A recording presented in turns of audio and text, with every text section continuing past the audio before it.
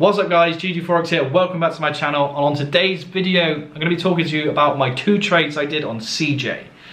There are nice breakdowns. I feel like I enjoy doing these breakdowns. I feel like you guys learn a lot from them, so I'm going to be doing a lot more of them, okay? So let's just jump into the charts and I can show exactly how I executed two of these trades. Right, so what was I looking at in CJ? Why was I interested in this area? This yellow box was my point of interest. We had a daily candle that pushed up, pushed down.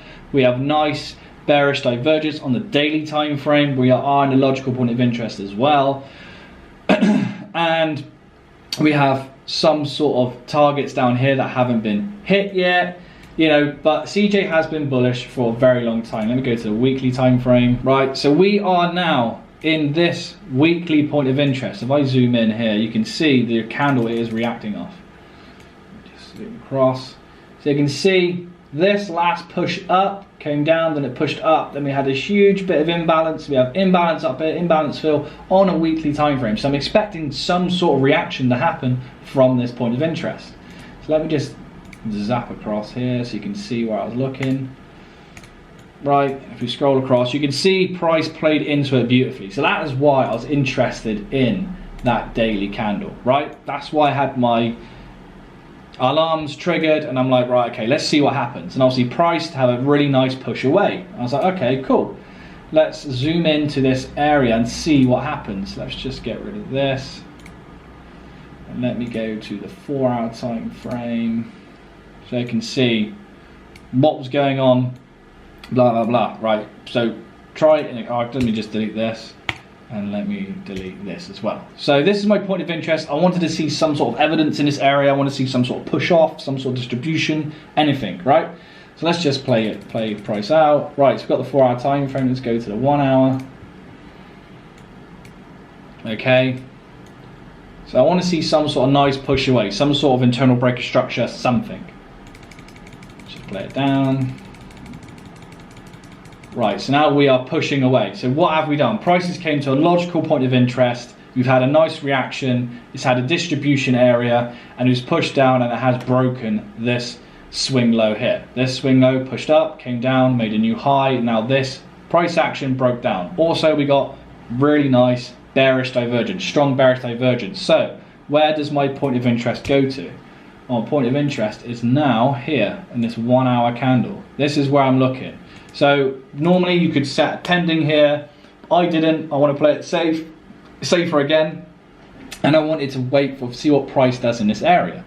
So let's just wait and see what price does. I want to see price flag controllably back up. If it has a huge impulse, probably not going to be that interested into it. Okay, so I want to see price controllably go to that point of interest.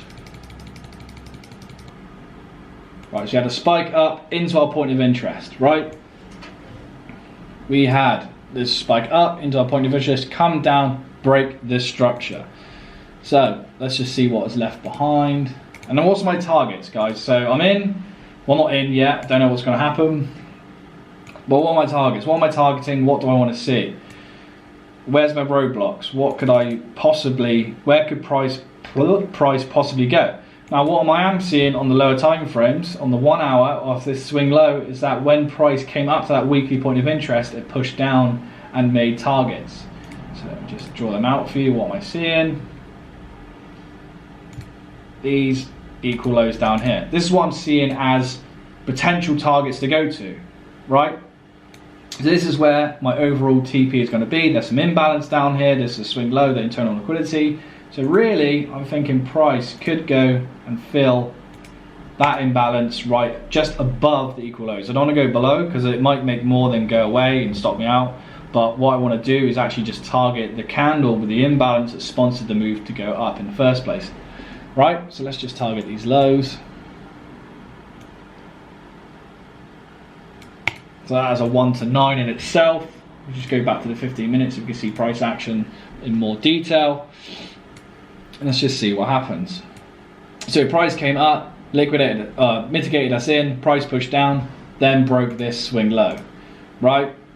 Broke this swing low. So where's the logical point of interest now? Price came down, broke the swing low, also created trend line liquidity. So to me, it's giving me all the signs of price wants to push down. So Where's the last point of supply that pushed this price down that left the imbalance, which is this yellow box area here. I'm expecting price to retrace to that area at probably a session turnover, so maybe London Open or New York Open or London New York Cross. Some sort of retracement in this here, and then we can look for a possible second entry. We already got a 1 to 9, and then have a look for a possible entry. On this original trade, I only did 0.5% risk, but then obviously, as you guys know, I've been struggling with the pip or the lot size calculator. I figured it out now though, but I was struggling, so my intention was 0.5% risk. The reality was 0.3% risk, so the 1 to 9 wasn't exactly a great reward to risk. And my second entry was a 1% risk, but it wasn't accurate. It was 0.65% risk, not 1% risk. So I was struggling on this. It was painful. I didn't get the full results I actually wanted for the risk I wanted to put on, but overall happy with the result. Let's just play it out, right? Just go down to the 15-minute time frame or the 5-minute time frame or wherever I was looking for my second entry. So I was expecting price to come back up to this point of interest, which was the yellow box, but it had to make sense. Let's just play price out. So Asian sessions finished. Green, right, London Opens happened in green, right? Let's just drop down because it was a super low entry. Again, if I trusted in myself, I could have got a better result, but I could already see prices in a logical point of interest in this sell with targets, and we are getting nice divergence as well. So let's just play it out again. I'll wait for the big move. Right, this was the move that happened, right? We had 3 pushes up, big push down, breaking internal structure in a logical point of interest. This is where I should have had my stop loss, right, above the highs. That was logical, 9.8 pips. I didn't. I had my stop loss up here. It was like 26 pips. Reason being, just stretch this out, push this down a sec. Reason being was I thought price could come higher and maybe mitigate some of these candles or some sort of like internal liquidation. So I had my stop loss above that high there, roughly. So it's roughly like a 30 pip stop loss. I think mine was 26. But I'll show you the screenshots of what I did afterwards anyway in the actual trade itself, or what it mounted up to. So let's just zoom out a sec, move this across, and we can show you what exactly happened. Again, it was the same TP. Right, let's just play out price. Let's go to the high time frame so it's faster. Let's go to like the 1 hour. So price came down beautifully. Now, on the GGFOREX group, I explained to the group why I got out. Reason being, it was hitting this roadblock here. It did fill this imbalance which sponsored this candle up.